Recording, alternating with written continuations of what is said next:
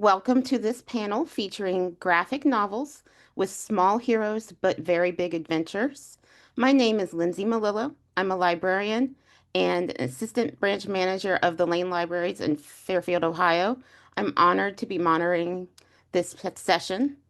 Our panelists today are Oliver Bly, a multi-award winning cartoonist, mycology enthusiast, and an invasive Philadelphian who's currently residing in Western Washington. His debut graphic novel series, The Mushroom Knight, is an ontological urban fairy tale that explores the ecology of our natural world as it corresponds to the path of the wayward human spirit. Debuting in March 2024, it soon won the Russ Manning Promising Newcomer Award at the Eisner Awards that year, along with the Next Generation Indie Book Award for Best Graphic Novel. The second volume arrived in stores on November 5th of 2024, and the third volume is set for publication in February of 2026. Next, we have Pierre-Alexandre Comtois, a 20-plus year veteran of animation industry workings. He's also a story artist on countless projects for many studios, including Disney, Warner Brothers, DreamWorks, and Netflix. In addition to this extensive work in animation, he's now putting his many years of storytelling expertise into his new creator-owned series of graphic novels titled Sunder, which was published by Mad Cave Studios in May 2025. Thirdly, we have Wendy Pini.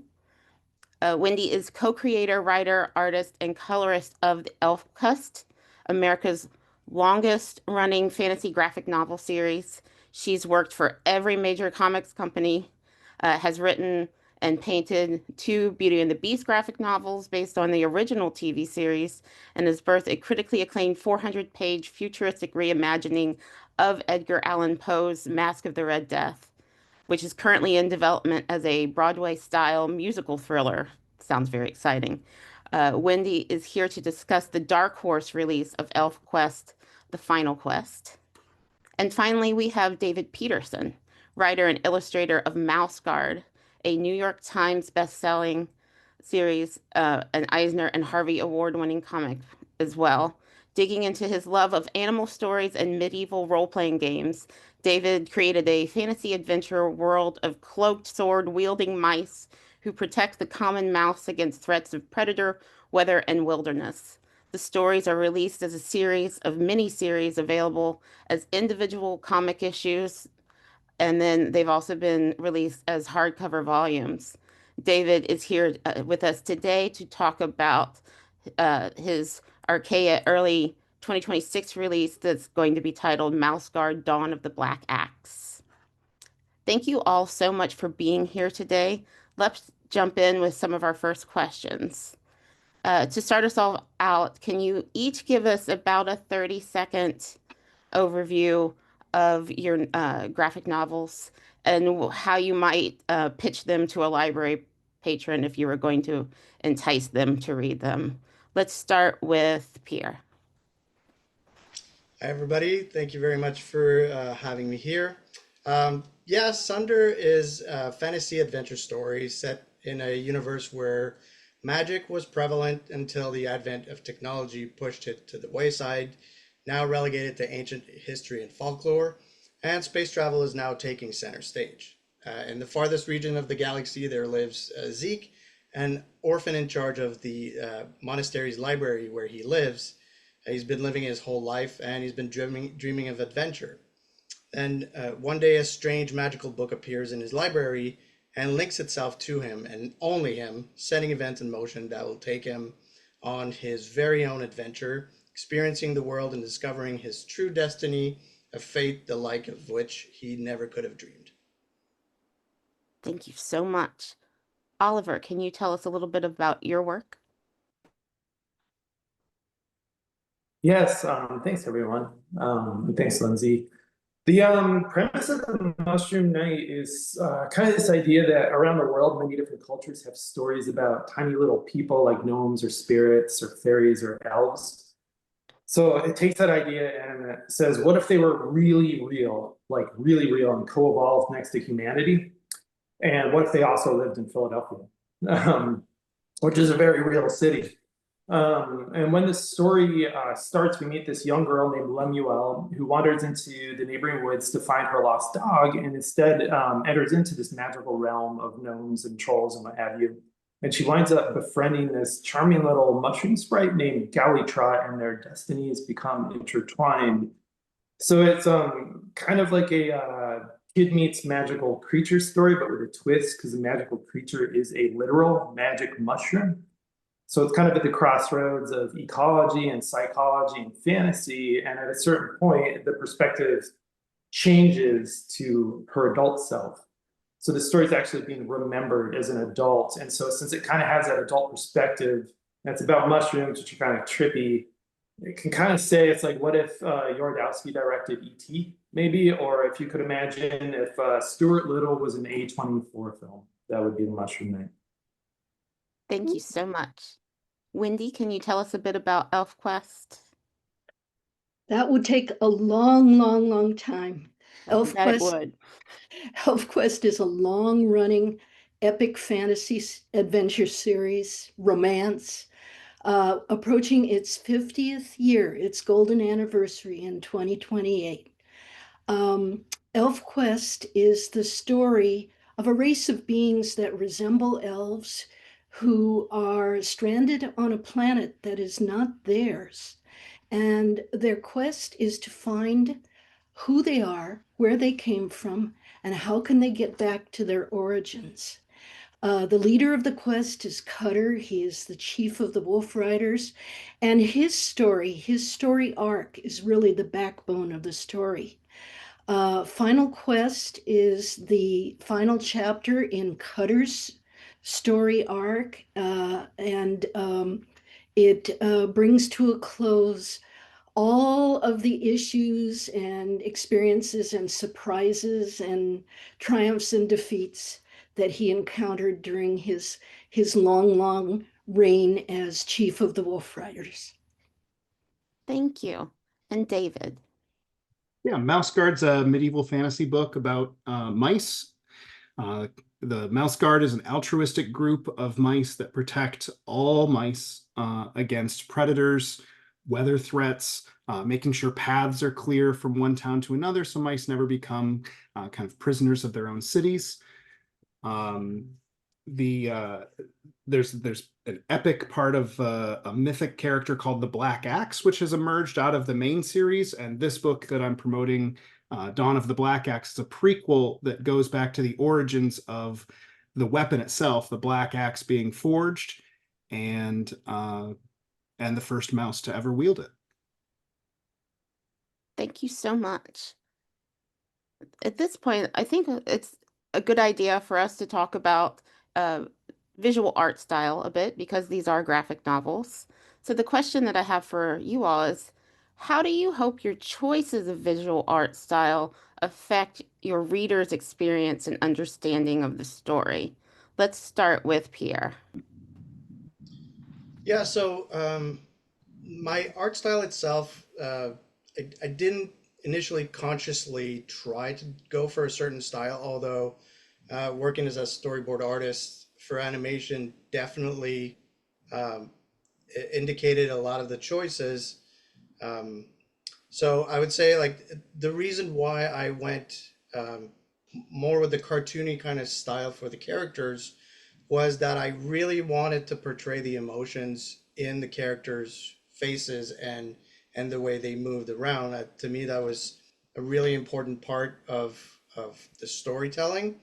And then at the same time, consciously, I tried as much as possible to make the background and the settings where they live and where they go as realistic as possible, to try to ground it as much as possible into some sort of real world, to make them feel like they actually could be living beings as opposed to just like full on cartoony. So it's kind of like a bit of a Roger Rabbit kind of thing, in which they are cartoony, but they do live in a sort of very realistic world. So that was the choice behind the way that it came out.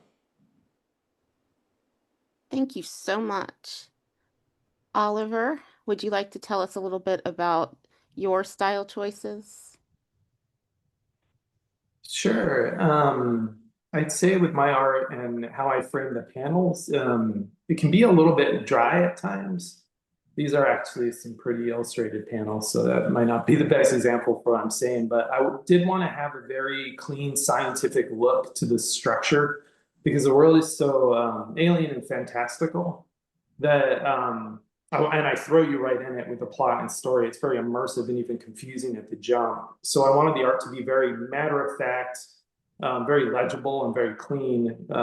So by and large, at this stage, I don't use that much romance in my drawing. Like there's not a lot of foreshortening, not too many extreme angles or exaggeration.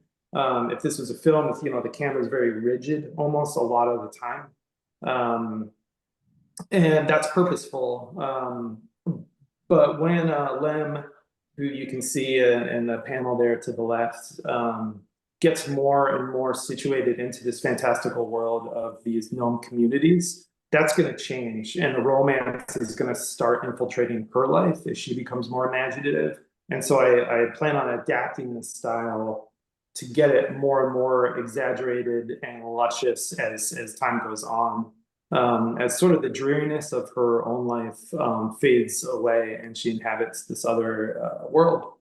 I should also say that I don't use any blacks for shadows. I do all my value with color work instead, and that my plan is to change that as the series progresses and she grows up and things get darker. The shadows are going to start slowly creeping in, and the blacks are going to slowly start creeping in. So that when the darker moments come, the idea is to have that mostly in black, so it'd be in stark contrast to what we're seeing right now when she's quite younger. Thank you so much. Wendy, would you like to share a little with us? Yes, these are good choices. I like them because ElfQuest is a very romantic adventure in many ways, but it's also full of action and some very dark grown-up moments. ElfQuest is the first fantasy series in America to be influenced by manga and anime. I discovered it very early in life, and it really, really kind of blew my mind and changed my idea of how comic book storytelling could be done. I consider Osamu Tezuka, the creator of Astro Boy, to be my Japanese sensei, but my American sensei is Jack Kirby, which is a very famous name that most people know as one of the creators of Captain America. So the in my action scenes, which you can see on the right, there's a lot of Kirby influence, a lot of attention to weight and mass and light and shadow. Uh, and yet at the same time, I also love to express the ethereal quality of Japanese anime and manga. The line of beauty, the delicacy really lends itself to telling stories about elfin and fairy-like characters. Um, and so I guess you could say that ElfQuest is kind of a high vibration experience, and you go from one vibration to another. Thank you so much. And lastly, David, will you talk a little bit about Mouse Guard and your artistry? Sure. So, while I love comics and loved comics when I was younger, I didn't think that my work would be appropriate for comics. I saw what I was drawing like as being more akin to children's books, especially kind of the golden age of illustration, Arthur Rackham, Edmund Dulac, that kind of focus on line work and subtle colors. And that's what Mouse Guard is all about. It's a timeless feel. It's about detail and texture. The color is there meant to evoke mood. Here, Dawn of the Black Axe is actually drawn by Gabriel Rodriguez. I handed the art reins over to Gabe because he and I think share a lot of similar sensibilities. about line and texture. Gabe is a master of architecture. He actually studied architecture. And so anytime I gave him a location that was indoors, I knew he was just gonna kill it with making sure that the room felt real, even though we are shrunk down to mouse scale, that we'd still get that sense of them being very small in a world that's very big. Gabe kind of twisted my arm to make sure that I did all the coloring on this volume. So that also makes it feel more like the main Mouse Guard series, and I got to inject some of my sensibilities with, like I said, that soft, subtle color, and trying to make it as timeless as possible. Thank you so much. My next question is for Pierre about Sunder. Sunder seems to be both a classic hero's journey and a modern fantasy adventure. Can you share with us some of the classic fantasy adventures that might have influenced you to write this story? Yeah, well, I was raised on European bande dessinée from a very young age. Um, I was born in Montreal, Quebec, so French culture was huge, and so this was the first foray into comics that I had, which was already a lot more, I'd say, ad- adventure centric than action heavy, and I didn't know comics at that point. But then graduated more into like movies with like Star Wars and Indiana Jones were staples, definitely at the beginning. And I would say the European comics aspect, which interestingly was uh, took a lot of inspiration from Disney at first, kind of like brought me back into animation with like, things like the Black Cauldron and Secret of Nim, all stuff like that. And then you get other movies like definitely we had a Lord of the Rings illustrated book with Ralph Bakshi's Lord of the Rings animation pictures in it. So that's definitely something that I looked at quite a lot. And then Dark Crystal, Never Ending Story, all these things are definitely things that influenced me. And then later on, obviously, the Lord of the Rings movies, The Matrix, um, you know, the Game of Thrones books, and Ready Player One. Definitely a big one in terms of like adding the sci-fi aspect to all of that stuff. Like there's really just so much. Monsters, I love monsters, so I added a bunch of that. Greek mythology is got plenty of that sort of like hero's journey kind of stuff into it. So yeah, like I poured everything that I loved into this book.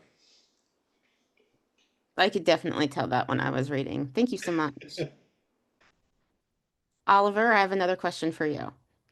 One of the most prominent themes in Mushroom Night is the protection of nature. Can you share a little bit with us about your choice to explore this theme through the series and what you hope readers will understand from this adventure? Yeah, sure. I think that's an interesting question because when we say protecting nature, it's not like us protecting nature from Godzilla or from aliens or something like that, or an outside force. It's us protecting nature from us.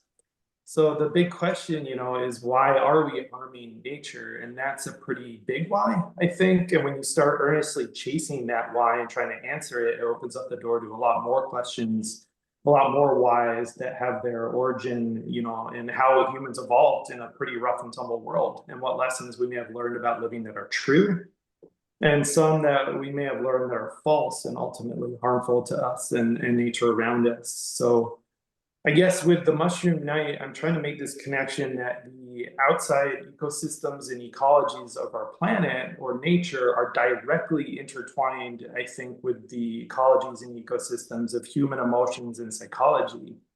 So you can't you can work on protecting the outside world from our inside world, but really the solution is a further evolution of our inside world. So in the book, the invisible kingdom of elves and fairies and gnomes, they're kind of like spiritual protectors of the land. But as the series goes on, you learn that they're really there to protect humans. They look at us as godlings. That's what they call us, because we have this seemingly limitless potential for imagination. Yet you could kind of say collectively our species maybe hasn't grown up yet. And that's why, at the start of the book, the main character is a child, because it's about that maturation process, not just as the kid becoming an adult, but how does a species go from being as sentient as we are from a childlike state into something that's maybe more responsible for this beautiful planet. And in the book, there's kind of these, in these gnome communities, there's those that think maybe humans are going to burn down maybe our nursery school, so to say, before we grow up. And they're willing to take drastic action against us to stop that from happening. So their idea might eventually put them at war with humans. And in that, we'll see how our human character, Lemuel, the girl, finds herself at odds with Gallitrot, the Mushroom Knight, as they both kind of function as representatives of their respective worlds. Thank you so much. David, I have a question about Mouse Guard now. Mouse Guard often reminds readers of the mice's fragility in a vast, dangerous world. Throughout the series and with your new edition here, did you intend for this to affect readers' interpretations of their courage and determination?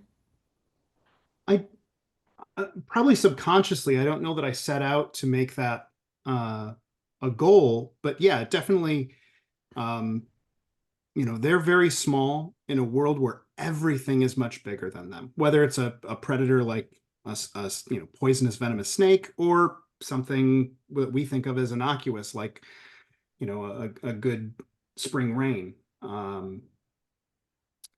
Everyone knows what it feels like to be very small, whether it's physically or in terms of your work performance or at school. Everyone has been made to feel little, or like whatever odds they're up against are insurmountable. And Mouse Guard definitely leans into that. Even when that's the case, even when the odds are against you, it's better to be brave than not. Thank you. And Wendy, ElfQuest, as we've mentioned already, has a history spanning decades. What would you want readers today to know about this series, its stories, and its characters? What I would want them to know is what surprises Richard and me constantly today, which is that the story is more relevant than ever. ElfQuest came out in 1978, right in the midst of the hippie flower child Vietnam protest, free love, everything that was going on back then. And we wrote and drew about what mattered to us then, what we cared about, and we cared an awful lot about what was going on socially. And we actually put metaphorical social commentary into ElfQuest. And what surprises us, and I guess you could say kind of pleases us, is that all of that seems to be happening again right now, but only on steroids. And so everything that ElfQuest talks about and has been talking about for 50 years has come around again to smack us in the face. And the things that the elves go through, particularly Cutter's story arc, is just totally relevant to what's going on right now. The idea of xenophobia, the fear of the stranger, the fear of the other, the fear of reaching out and learning about someone who's different from you, the fear of that and the joy of that when you are willing to have the courage to do that. Homophobia, misogyny, it has been present for decades, and we are just seeing it in high def during these times. And so I'm very, very proud that ElfQuest in that way is timeless, and that it just seems to reflect the era that it's in, whatever era that is. Thank you so much. So our next question will be for all of our panelists today. One of the shared themes that comes up throughout each piece is the idea of duty and sacrifice. Can you all take a moment to touch on how this theme relates to each of your works that we are discussing here? And let's start with David.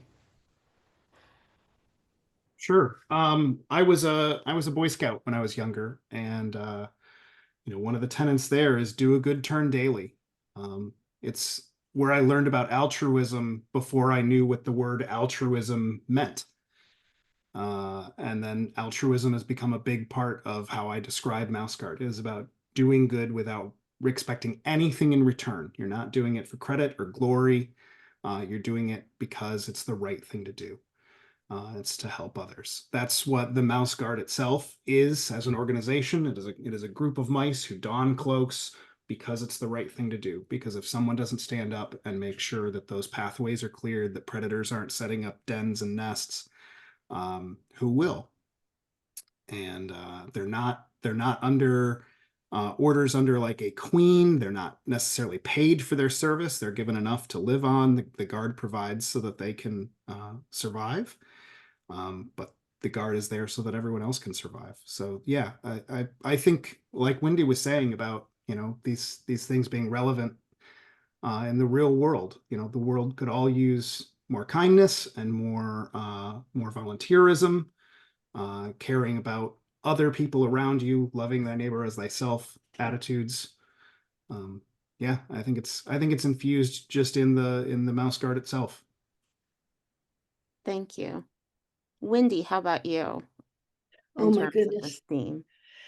When you talk about duty and sacrifice, um, I want to mention first that the elves don't even have a word for hero in their language. They don't understand that concept. They are not do-gooders. They're not goody-goodies. They have a philosophy which is let us go forth and treat each other and others as well as we can. And that allows for all sorts of conditions because sometimes you have to fight, sometimes you have to defend, sometimes you have to protect. But they never do anything they do with malice. They do it simply, well, because particularly the wolf riders, who are the central characters of the story, have patterned their tribal community after a pack of wolves. They make all of their decisions very much like a pack of wolves would. And what that means is to defend the tribe, to protect the life of the tribe, particularly the young. And everyone participates equally. Everyone has a job to do according to their skills. This means male, female, and other alike. Um, and so uh, when it comes to the concept of sacrifice, that's simply that they are truly willing to give their all, including their lives, if it has to do with the protection of the tribe. And as the Wolf Riders grow throughout the story, their tribe begins to include humans, and they begin to care about humans as they do for their own. And so that protection extends to humans. Thank you.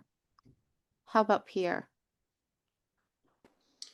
Yeah, I think like duty and sacrifice is definitely inherent in human beings in terms of like something that I think most people really aspire for, at least being able to do in our life. And I think it does, um, as far as growth goes, like duty and sacrifice is not necessarily something that um, you are born with. You kind of like learn to have to accept these kind of values and do. And as far as character growth, I think it's really interesting to have these characters kind of like um, have to learn about sacrifice and what it means, and to come to terms with those kinds of things, and the sense of duty that you can have towards others or towards your family. And in that sense, I find it's a really, really great tool to get growth into your characters and have them feel more human in that sense. Thank you so much. And lastly, Oliver. Yeah, those are interesting concepts, duty and sacrifice, and it shows up in the Mushroom Knight, especially with Galley-Trot, who he's charged with protecting the environment from invasive species of plants and animals that threaten his biome. But I'm kind of interested, I guess, in maybe the shadow side of duty and sacrifice, in the sense that a lot of people, I think, have a sense of duty, and a lot of people have certainly sacrificed a lot in life. And those are both noble concepts, but I think without care, folks can sometimes pledge allegiance to the wrong concepts or wind up sacrificing a lot to ideals that don't always hold a lot of water when interrogated. And so maybe Mushroom Knight looks a bit of that, at that darker side of what happens when you haven't interrogated the things that you've pledged allegiance to. Given think as an example, the show Breaking Bad, maybe, where the character Walter White originally goes on his quests to earn money that he thinks is for his family, but becomes more and more about his own shadow side presenting itself and doing it for maybe the wrong reasons. So I think as the Mushroom Knight story goes on, both Lemuel the human and Galley-Trot the mushroom will have their sense of allegiances challenged, and will have to interrogate kind of what to solve kind of the human problem that we find ourselves in conflict with nature. Well, without spoiling anything, whose side should each of them be on? Thank you.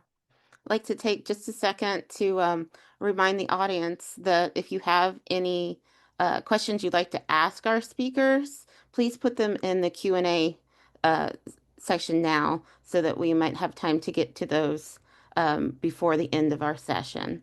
Thank you. So Pierre, let's talk about Zeke for a second.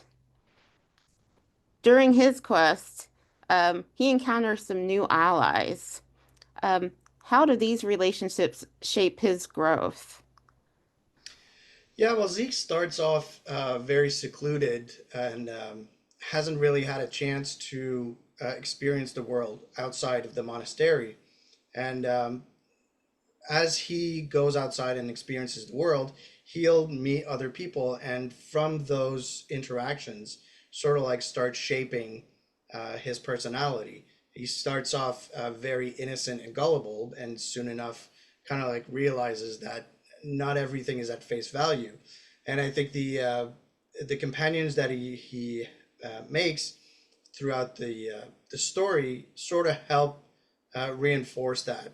Throughout the story, there's sort of like a direct link in him understanding other people's behaviors and their incentives, and perhaps like they may say that they have certain goals that are similar, yet don't necessarily align all that well with them. And it in that sense, it's really going to shape his character and how he sees the world, and then also going into figuring out how should he sacrifice himself for others. How does that work in terms of doing things for others if others are not as easily willing to do things for him or for selfless reasons. So that's in that sense, that's what his allies and companions are really going to help shape throughout the story. Thank you so much. We got some good audience questions. I might jump to one. Oh, here's a good one. They would like to know what each of you has on your drawing or drafting tables right now. How about let's start with Pierre. Yeah, so I've got it's a one of the pages for Tome 2 that I'm working on. I'm currently deep in the throes of working on Tome 2 for Sunder. So oftentimes you'll find any one of the pages going on, either finishing inks or ink wash on them. So that's what I've got right now. Thank you. Wendy, are you working on anything special right now? Well, I'm not working at a drafting table. I'm working at my Cintiq, and I'm working digitally. I am coloring a project for Dark Horse Comics that I'm not allowed to talk about yet. Well, that sounds very exciting, and we will wait to hear when that news comes out. That news will be forthcoming, and 2026 is going to be a very big year for us. Sounds great. Thank you. Oliver, what are you up to? Oops. Well, right now I'm actually not home, so I'm not at my drafting table. I'm in a foreign place. But back home, I also work on a Cintiq and work digitally as well. So right now, my drafting table is not getting a lot of love, but my computer is what I'm working on right now. Well, there's some stuff that I can't talk about. So I'll say this, every year I send out a Christmas card, and I've done since I was 14 years old, to friends and colleagues and family members and stuff. So as Christmas is coming up, I'm designing this year's card for my studio. Fun. And David. Not an exciting answer. I've got NDA work that I can't talk about. A little freelance gig that I'm trying to wrap up so that I can get back to work on Weasel War, which is the fourth book in the Mouse Guard series. Excellent. Very exciting. Thank you. Let's see. What else do we got here? Oh, we've got another good one. This is, what media, if any, do you have playing when you are drawing or working? Is it music, a podcast, audiobooks? They would love to know. Let's start. Let's start with David again. Go pick on you. Uh, it depends on what hat I'm wearing. If I'm writing, I need something musical that has no lyrics. So I'm listening to classical music, film scores, things like that. If I'm inking or coloring, I can be listening to music. I do a lot of Beatles, Simon and Garfunkel, classic stuff, or I'm listening to true crime podcasts or Stephen King audiobooks. Thank you. Let's see. Wendy. Mhm. I am an old-time radio fanatic. I love to listen to Johnny Dollar and Lights Out and just a whole passel of old-time radio shows. All the actors are old friends, and I love to hear their voices. And it just has a very calming influence while I'm drawing or coloring or inking. Very much like David, when it comes to writing, I can listen to quiet meditational music, but I can't listen to anything with words being sung or spoken. Pierre, what do you like to do when you're working or listen to or not listen to? Right. It'll depend a lot. I found myself actually more recently, more often than not listening to anything. I found comfort in the silence of the work.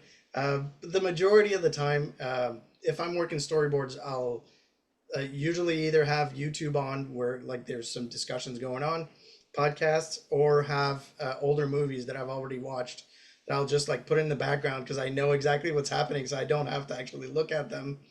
And then yeah, otherwise it's gonna be Spotify on shuffle, whatever there is, so that I don't have to actually concentrate too much. I find myself listening to more classical and music, movie scores recently than the regular shuffle of like rock and heavy metal that I have. So I guess it goes into like something wanting to be a little bit more quiet. It's great. How about you, Oliver? So for a long time, I was listening to and semi-watching a little bit, or could look up and watch different documentaries, especially old documentaries on different subjects. I really like the PBS show Nova, but it becomes kind of like ASMR a little bit, especially the older ones are so kind of lovely and sometimes dry, but it kind of gets you in a nice rhythm where you're like listening and you can flow and draw. But I'm kind of a latecomer to YouTube. I feel like I've only recently discovered it kind of the past year or two as a resource. And one thing I like doing is going into live streams for people that are in sort of communities that I'm a part of, or um, hobbies that I enjoy. Because I think there's a side of our vocation that's very lonely. Because you do a lot of work remotely, you do a lot of work by yourself. And so I think like I put on the live streams just to hear people who are currently talking and having a conversation. It's almost like I'm hanging out with my friends whom I might miss when I'm pulling long nights or something like that. And all my correspondences work-wise go through email for the most part, with a couple meetings here or there. So I can hop into like a YouTube chat really quickly and say my hellos and goodbyes and chat with people, and then sort of zone in and feel like I'm working with the company, even though I'm by myself. Thank you. Okay, Wendy, we have an ElfQuest superfan that has a question. Said that they have been fans for many, many, many years. They would like to know if there might ever be an ElfQuest development as an animated series or a feature film. I expected this. I have never done an interview or a podcast or anything where that question wasn't asked. We've been to the altar many times with Hollywood. Hollywood has optioned ElfQuest more than half a dozen times, and in each case, Hollywood has proved to us that they don't get it. They want ElfQuest to be Lord of the Rings. They want ElfQuest to be a more standard heroic fantasy with good versus evil, and dragons and stuff like that. And ElfQuest is none of that and never has been. So Richard and I have always said that we would rather have no movie or TV series than a bad one. And we have always moved on from relationships that have proved to us that they don't get it. We continue to hope that someday we will hook up with an entertainment entity that does get it, and they may be out there. We don't know. We haven't found them yet. Thank you so much. Okay, we have another question for all of you. They're curious. They want to know about how many hours a day do you devote to writing and or drawing? Let's just start with Wendy. That's a question I find impossible to answer. I don't keep track. I do know that there are certain pages when I'm drawing that certainly take longer than others, depending on the amount of detail or the amount of action and animation I want to put into a page. Some pages are very quiet, they go fast. Others have an awful lot of detail that's necessary. So you can't, it's really almost impossible to say how long something takes you. But believe me, comics will take up every hour of your life if you allow them to. Thank I think you. everybody else here knows that. Pierre, what would you say your daily average is? Yeah, I nowadays pretty much like I'll get to my desk at about 8 a.m. and um, doing mostly like day job storyboard work, which is drawing all the time, and then I'll either like be able to switch a little bit into comics during that time, but then evenings is spent taking care of Sunder, so I won't finish until usually, if I'm lucky, 11. Then it might go into like 12:30 if I really want to finish that page. But yeah, it's a bit of a breakneck situation uh, currently because I'm sort of like juggling the both. But yeah, it's easily 8 to 12 hours, perhaps more. But yeah, I wanted to draw for a living. I got what I wanted. David and Oliver, would you say similar things?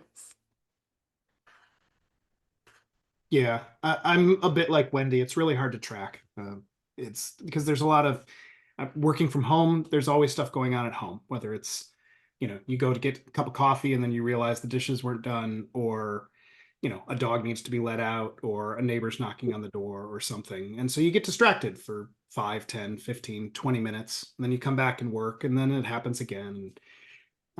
Emails come in, and it's like it's much, just like Wendy said, it's as much time as it takes, and it'll eat up as much as you give it.